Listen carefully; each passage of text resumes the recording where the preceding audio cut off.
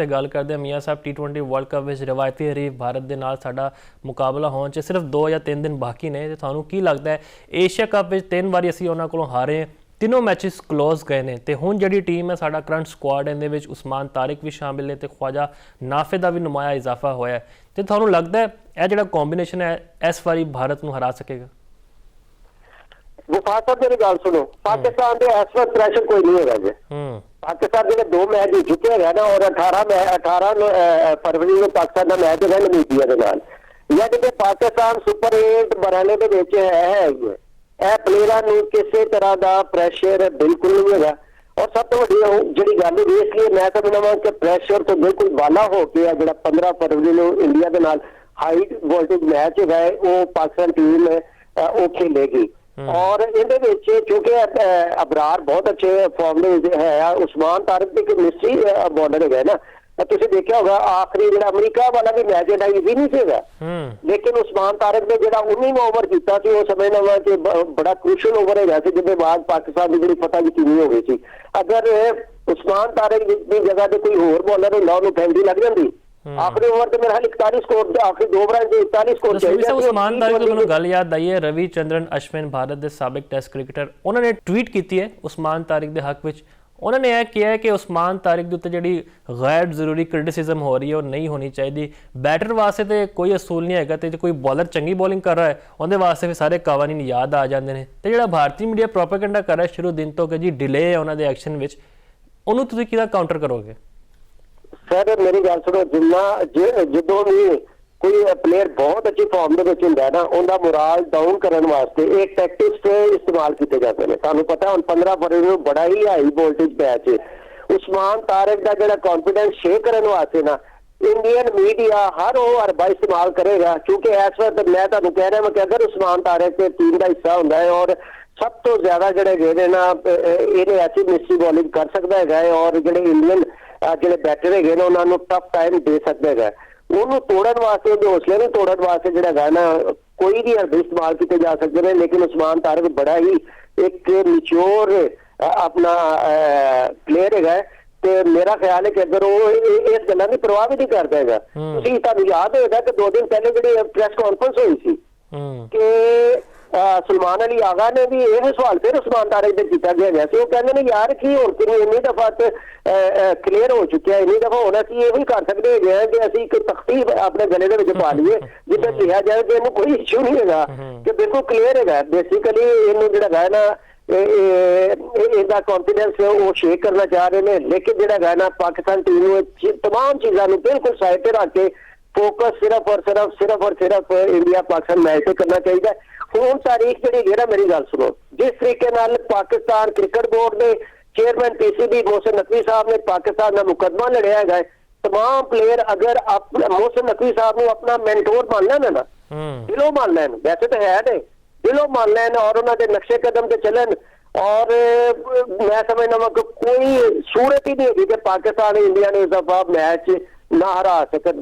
कितने बड़े क्राइसिस निकले थी और उन्होंने कितने जो जाल बुने थे खटे गए थे कि पाकिस्तान उन्हें दिखेगा किस तरीके नफासत के ना सिर्फ मोहसिन नकवी साहब की जी पॉलिसियां ने उसकी वजह से पाकिस्तान का तो पाकिस्तानी क्रिकेट का कद उच्चा होया, तो बल्कि पूरी दुनिया के एक जश्न का समा है। इंडिया वाले भी शुक्रिया अदा कर रहे हैं, लिहाजा मैं समझना वा कि हमेशा इंडिया पाकिस्तान के मैच हमेशा सनसनीखेज रहे ने, दिलचस्प रहे गए ने। वही टीमां जिहड़ियां ने जितदियां ने, जिहड़ियां ना ज्यादा प्रैशर नहीं लैंदियां गईयां।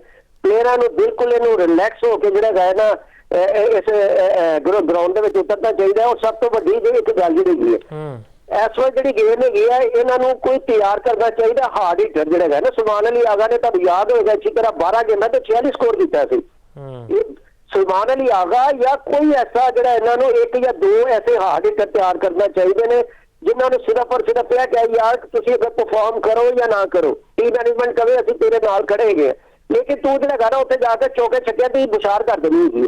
तू शाद खान अफरीदी बन जाना है। साडे जिहड़े गेम ना एक वर्ल्ड रिकॉर्ड चाहिए है, एक वर्ल्ड रिकॉर्ड सानू चाहिए है इंडिया के खिलाफ। वो अगर इस तरीके नाल अगर एक या दो प्लेयर क्लिक कर जाते हैं, क्योंकि मुफासत T20 जी टीम हैगी है ना ਜਿਹੜੇ T20 ਮੈਚਸ ਹੁੰਦੇ ਨੇ ਇਹਦੇ ਵਿੱਚ ਅਗਰ ਇੱਕ ਵੀ ਪਲੇਅਰ ਬਹੁਤ ਅੱਛੀ ਪਰਫਾਰਮੈਂਸ ਦੇ ਦੇ ਤਾਂ ਮੈਚ ਦਾ ਰੁਖ ਹੀ ਬਦਲ ਲੈਂਦਾ, ਚਾਹੇ ਉਹ ਬੋਲਰ ਹੋਵੇ ਚਾਹੇ ਉਹ ਬੈਟਸਮੈਨ ਹੋਵੇ। ਤੇ ਲਿਹਾਜ਼ਾ ਮੇਰਾ ਖਿਆਲ ਹੈ ਹੁਣ ਬਾਬਰ ਆਜ਼ਮ ਦੇ ਬਹੁਤ ਜ਼ਿਆਦਾ ਤਨਕੀਦ ਕਰ ਰਹੇ ਨੇ, ਕੀਤੀ ਜਾਂਦੀ ਹੈ, ਲੇਕਿਨ ਬਾਬਰ ਆਜ਼ਮ ਨੂੰ ਇਸ ਵਕਤ ਇਹ ਟਾਰਗੇਟ ਦੇ ਦੇਣਗੇ ਬਈ ਤੂੰ ਬਹੁਤ ਜ਼ਿਆਦਾ ਮਾਰ ਧਾਰ ਨਹੀਂ ਕਰਦੀ ਸੀ, ਤੇਰਾ ਮਕਸਦ ਹੈ ਤੂੰ ਇੱਕ ਐਂਡ ਨੂੰ ਜਿਹੜਾ ਹੈ ਨਾ ਸੰਭਾਲ ਕੇ ਰੱਖਣਾ ਹੈ। ਬਾਕੀ ਜਿਹੜੇ ਹੈਗੇ ਨੇ ਪਲੇਅਰ ਉਹਨਾਂ ਦਾ ਮਤਲਬ ਹੈ ਕਿ ਬਸ ਉਹ ਮਾਰ-ਤਾਰ ਕਰਨਗੇ ਔਰ ਮੈਕਸਿਮਮ ਜਿਹੜੇ ਹੈਗੇ ਨੇ ਸਕੋਰ ਨੂੰ ਅੱਗੇ ਲਿਜਾਣ ਦੀ ਕੋਸ਼ਿਸ਼ ਕਰਨਗੇ। ਕੋਈ ਸਿਰਫ ਔਰ ਸਿਰਫ ਪਲੈਨਿੰਗ ਦੇ ਨਾਲ ਜਿਹੜਾ ਹੈ ਨਾ 2-2 3-3 ਜਿਹਨੂੰ ਕਹਿੰਦੇ ਨੇ ਸਰ ਸ਼ਾਰਟ ਟਰਮ ਪਲੈਨਿੰਗ, ਇੱਕ ਲੌਂਗ ਟਰਮ ਇਸ ਮੈਚ ਦੇ ਵਿੱਚ ਇਹਨਾਂ ਨੇ ਸ਼ਾਰਟ ਟਰਮ ਪਲੈਨਿੰਗ ਕਰਨੀ ਪਏਗੀ। 2-2 3-3 4-4 ਓਵਰ ਦੇ ਇਹਨਾਂ ਨੂੰ ਟਾਰਗੇਟ ਸੈੱਟ ਕਰਨੇ ਪੈਣਗੇ ਔਰ ਉਹਦੇ ਮੁਤਾਬਿਕ ਤੁਸੀਂ ਜਿੱਤਾਂਗੇ। ਅੱਛੀ ਸਟ੍ਰੈਟਜੀ ਨਾਲ ਮੈਦਾਨ ਵਿੱਚ ਉਤਰਨਾ ਬਹੁਤ ਜ਼ਰੂਰੀ ਹੈ ਤੇ ਮੈਨੂੰ ਇਹ ਵਾਈਬਸ ਆ ਰਹੀਆਂ ਕਿ ਐਤਕੀ ਇਸ ਇੰਡੀਆ ਨੂੰ ਨਹੀਂ ਛੱਡਾਂਗੇ।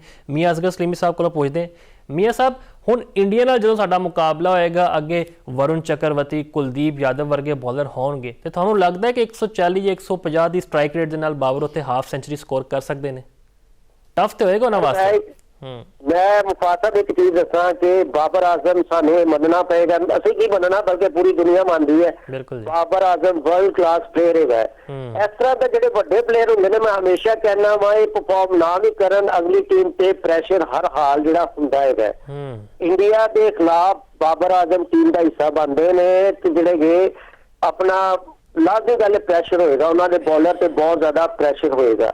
ਬਾਬਰ ਆਜ਼ਮ ਨੂੰ ਮੈਂ ਕਹਿ ਰਿਹਾ ਵਾਂ, ਮੈਂ ਤੁਹਾਨੂੰ ਫਿਰ ਇੱਕ ਤਜਵੀਜ਼ ਦੇ ਰਿਹਾ ਵਾਂ ਕਿ ਇਹਨੂੰ ਜਿਹੜਾ ਗਾਣਾ ਕਹਿਣਗੇ ਤੂੰ ਵਿਕਟ ਤੇ ਖੜਾ ਹੋਣਾ ਬਸ।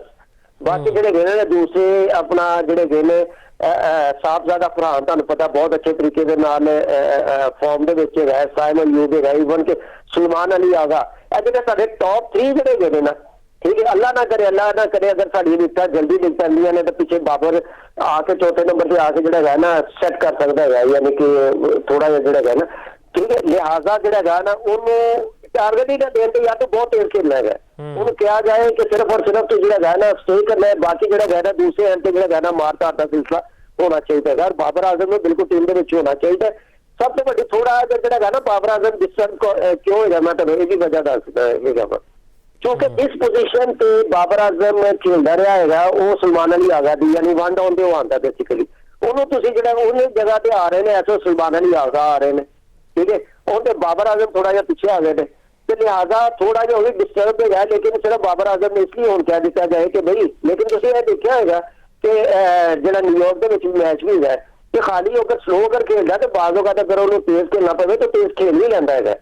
ਲੇਕਿਨ ਇਸ ਵਕਤ ਹਾਲੀ ਤੱਕ ਸਲਮਾਨ ਅਲੀ ਆਗਾ ਨੇ ਵਰਲਡ ਕੱਪ ਦੇ ਵਿੱਚ ਹਾਲੀ ਤੱਕ ਕੋਈ ਵੱਡੀ ਇਨਿੰਗਸ ਨਹੀਂ ਖੇਡੀ ਤੇ ਉਹਦੇ ਵਾਸਤੇ ਵੀ ਇੱਕ ਅੱਛਾ ਹੈਗਾ ਉਹਦਾ ਜਿਹੜਾ ਹੈਗਾ ਨਾ, ਚੁੱਕੇ ਐਂਡ ਭਖਿਆ ਹੈਗਾ। ਮੈਂ ਉਹੀ ਬਾਰ-ਬਾਰ ਕਹਿ ਰਿਹਾ ਅਗਰ 12 ਗੇਂਦਾਂ ਵਿੱਚ 46 ਕਰ ਸਕਦਾ ਤੇ ਇੰਡੀਆ ਦੇ ਖਿਲਾਫ ਵੀ ਬਿਲਕੁਲ ਕਰ ਸਕਦਾ ਹੈਗਾ। ਕੋਈ ਬਹੁਤ ਹੀ ਅੱਛਾ ਆਦਤ ਨਹੀਂ ਉਹਨਾਂ ਦੀ ਬੋਲਿੰਗ ਨਹੀਂ ਹੈਗੀ ਕਿ ਬਹੁਤ ਜਿਹੜੇ ਗਏ ਨੇ ਇੱਕ ਵਕਤ ਜਿਹੜਾ ਹੈ ਨਾ ਆਪਣਾ ਕੋਈ 70-80 ਦੀ ਦਹਾਈ 80-90 ਤੇ ਦੇਖਿਆ ਜਾਏ ਕਾਲੀ ਆਂਦੀ ਜਦੋਂ ਵੈਸਟ ਇੰਡੀਜ਼ ਹੁੰਦੀ ਸੀ ਕਿ ਪੂਰੇ ਜਿਹੜੇ ਗਏ ਨਾ ਬੈਟਸਮੈਨ ਜਦੋਂ ਆਉਂਦੇ ਸੀ ਤਾਂ ਉਹਨਾਂ ਦੀ ਲੱਤਾਂ ਕੰਬਰੀਆਂ ਹੁੰਦੀਆਂ ਸੀ, ਉਹ ਬਿਲਕੁਲ ਆਮ ਆਦਮੀ ਸੀ। ਜੇ ਅਖਸ ਕਰੀਏ ਤੁਸੀਂ ਕਹਿ ਰਹੇ ਹੋ ਕਿ ਜੇ ਬਾਬਰ ਦੀ ਸੈਂਚੁਰੀ ਆ ਗਈ 15 ਫਰਵਰੀ ਨੂੰ ਤੇ ਤੁਸੀਂ ਸਾਨੂੰ ਖਾਣਾ ਖਿਲਾਓਗੇ?